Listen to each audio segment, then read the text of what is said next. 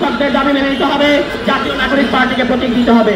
আজকের এই পরিস্থিতি দেখে আমি যদি সিআর আবদার হইতাম, আমি এখনো পদত্যাগ করতাম। আপনার লজ্জা থাকা উচিত যে শিক্ষক সমাজকে অপমানিত করে আপনি এখনো চেয়ারে বসে আছেন, এখনো নেগোসিয়েশন করছেন। কোনো নেগোসিয়েশন হবে না, কোনো ধরনের কোনো হুমকি, কোনো ধরনের কোনো ব্ল্যাকমেল এবং কোনো ধরনের কোনো রাগ দেখানো, চোখ রাঙানি চলবে না। এখনই দাবি মেনে নেন। দাবি মেনে নেওয়ার পরে আমাদের শিক্ষকরা ক্লাসে ফিরে যাবে এবং আমাদের শিক্ষার্থীরা, আমাদের ছোট ভাই বোনেরা তারা কিন্তু পড়াশোনা থেকে বঞ্চিত হচ্ছে। এবং সর্বশেষ একটা কথা আপনাদেরকে বলতে চাই, আপনাদের সাথে যেমন টাল বাহানা চলছে, আপনারা দেখতে পাচ্ছেন আমাদের সাথে টাল বাহানা চলছে। আমাদের একটা সাতটা প্রতীক যেটা আমরা চেয়েছি, এটা দেওয়ার ক্ষেত্রে নির্বাচন কমিশন আমাদের সাথে নানা ধরনের টাল বাহানা এবং জটচুরি করছে। কথা খুব পরিষ্কার, শিক্ষকদের দাবি মেনে নিতে হবে, জাতীয় নাগরিক পার্টিকে প্রতীক দিতে হবে। না করেন তাহলে আমরা শক্তভাবে আপনাদের বিরুদ্ধে দুর্বার আন্দোলন করে তুলব। এবং যারা শান্ত বলেছেন, রক্তের বিনিময়ে এখানে বসেছেন, আবারও রক্ত দিয়ে দরকার হলে আপনাদেরকে আমরা ক্ষমতা থেকে সরাই।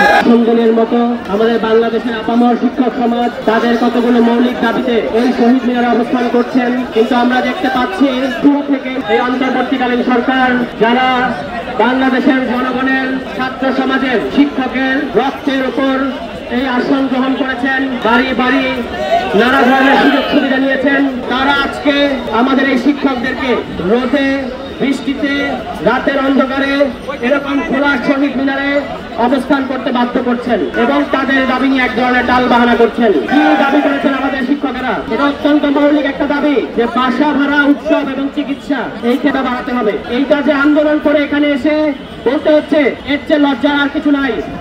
অন্তর্বর্তী সরকারকে বলতে চাই, আপনাদের উচিত ছিল ক্ষমতায় আসার সাথে সাথে একটা শিক্ষা সংস্কার কমিশন গঠন করা।